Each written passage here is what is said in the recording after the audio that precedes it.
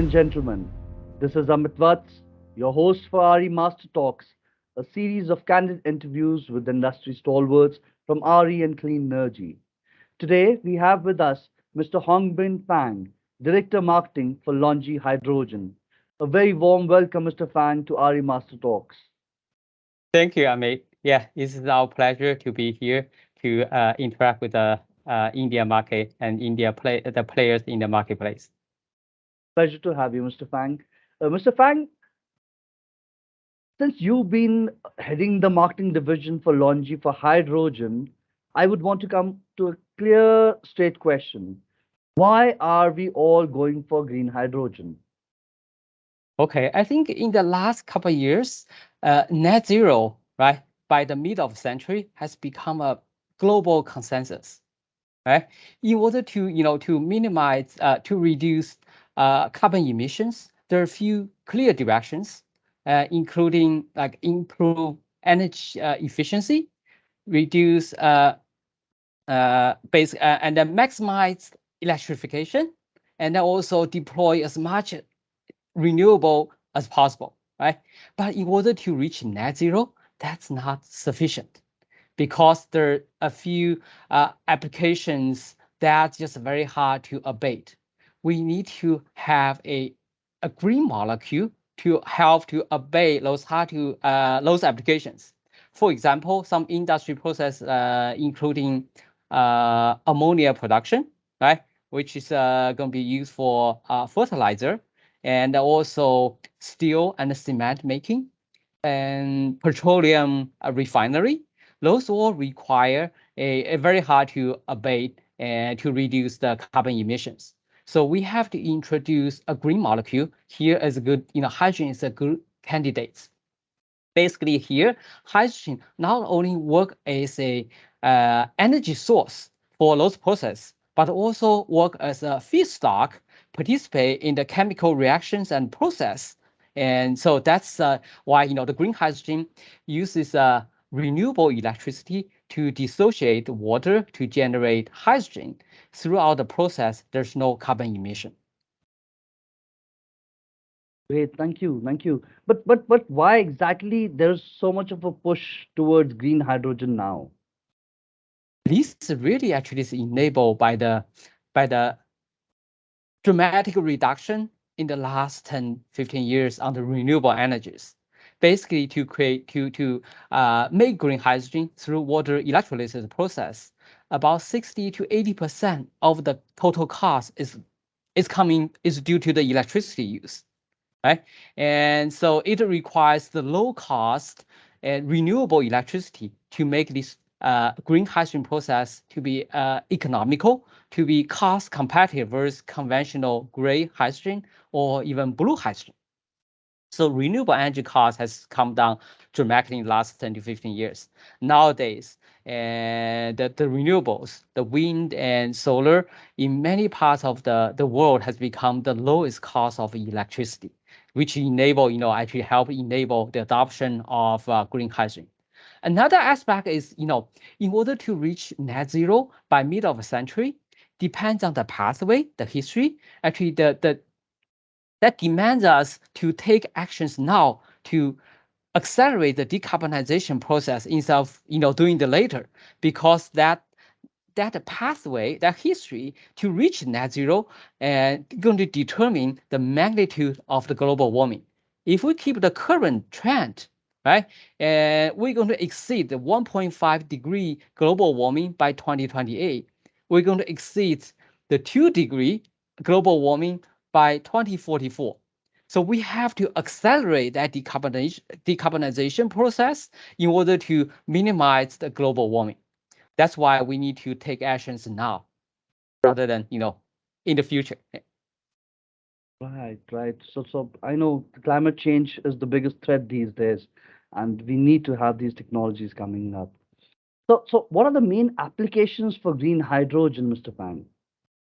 Okay, I think I just mentioned a few of them, right? So the Yeah. first, there's going down probably the priority list. You will see initially, one of the main focus may be more on these industry applications. For example, cement and cement and then steel making, right? Fertilizer production, as well as a petroleum refinery. And so these applications requires hydrogen anyway, or they already develop a process to replace with hydrogen. Right, so this is the first probably round of applications, and then you come with some part of the transportation applications, including aviation and then also maritime shipping and also long haul trucking. Right, people also looking at the commercial and residential heating and by blending hydrogen into the natural gas. Basically, as the cost of green hydrogen become lower and lower, more and more applications will become economical. Yeah, will be adopted. True that. True that. So, Mr. Fang,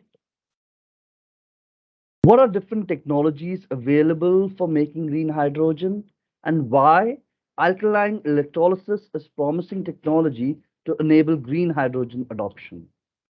Basically, there are mainly four different approaches, right? Technology that can do to make a green hydrogen, right? And all of them is try to electrolyze the water, right? And so the first one is alkaline water electrolysis. The second one is called PAM. It's a proton exchange membrane. The third one is a solid oxide electrolysis cells.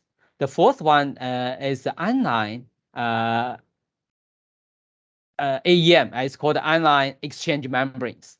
Basically, the solid oxide and the anion membrane, these two both approaches are still under development in labs. They are not commercialized yet.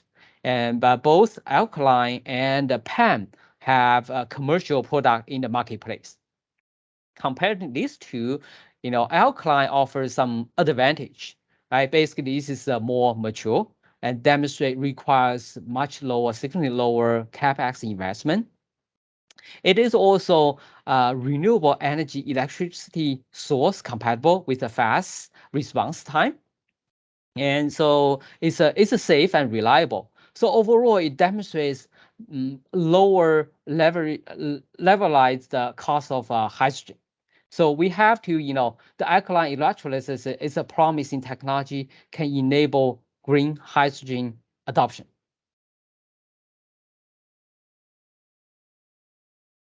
So that's like for my brain to process. That's like too much of an information. But yes, I'm sure the audience are liking it, and they would want to know more about this thing, about this technology, Mr. Fang. So, Mr. Fang, what is LONGi's plan in green hydrogen? Yeah, so maybe first I can give a brief intro on LONGi itself, right? So LONGi currently is the largest mono wafer and module manufacturers globally.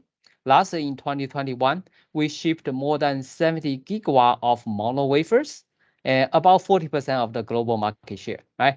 And also more than 38.5 gigawatt of mono modules last year. That's more than 20% of the global market share.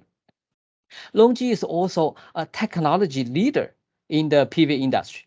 In the last, if you are familiar with industry, LONGi is has led the way, in the last few years, introducing advanced technology globally, right? Here there are a few examples: mono wafer technology, right? Mono PERC, bifacial PERC, and also large format modules with M6 and M10 wafers. These are all, LONGi's advanced innovations that leading the way introducing into the marketplace. And LONGi's technology roadmap became industry benchmark, right? So, and then LONGi is also the most bankable module brand globally, right? With a strong financial performance.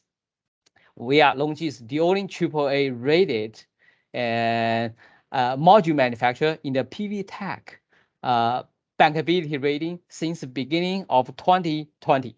Right, this is the only one since then, and so this is really enabled by strong financial performance. Always think the financial health is the best warranty that manufacturer can offer to the customers.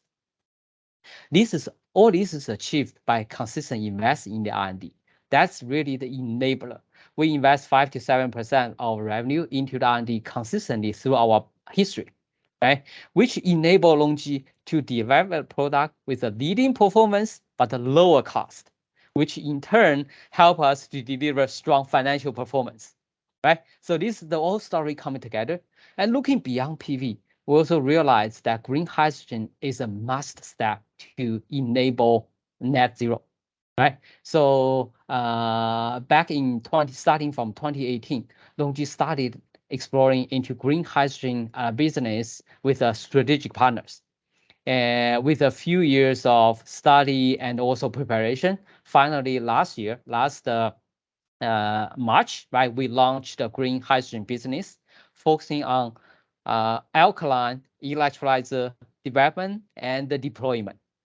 And the same philosophy of focusing on technological innovation with the consistent investment in R&D is also applied to our green hydrogen business, to our alkaline electrolyzer development.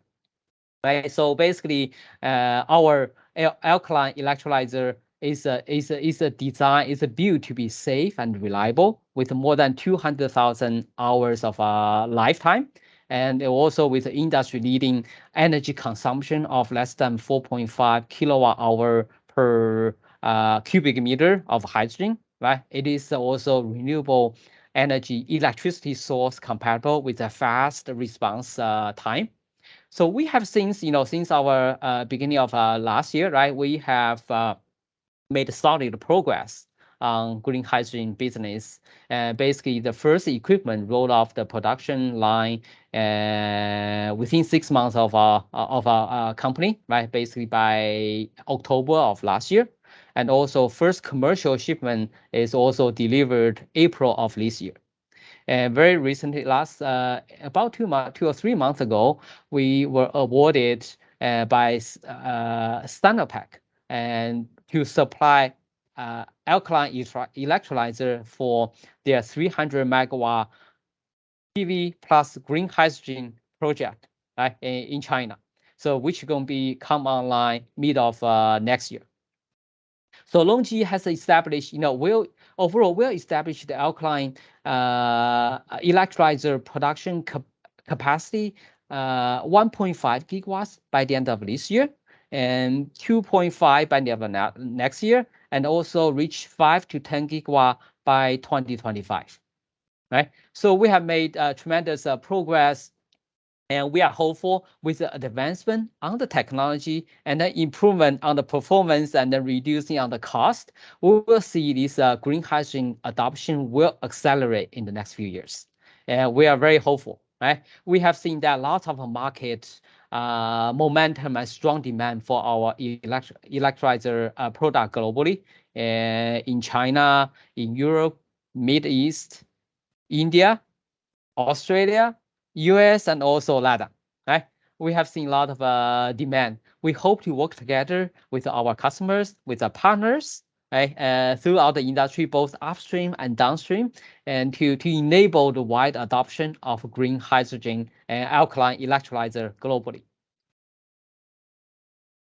Great, great. Thank you so much, Mr. Fang. That was excellent, this the share of information. I'm sure that people are looking forward to interact more with you and with LONGi representatives in India and to gain more information onto how to collaborate and connect and do more business with LONGi, especially on solar and on hydrogen. Yeah. And I also look forward to see you and LONGi team at REI, which is starting from 28th to 30th of September in Greater Noida and Delhi. And anybody and everybody is welcome to be part of Renewable Energy India Expo and meet Team LONGi over there. Pleasure having you over here, Mr. Fang. Yeah, thank you for having us here. It's a pleasure, to be here. Yeah, looking forward to seeing everyone at the IEI.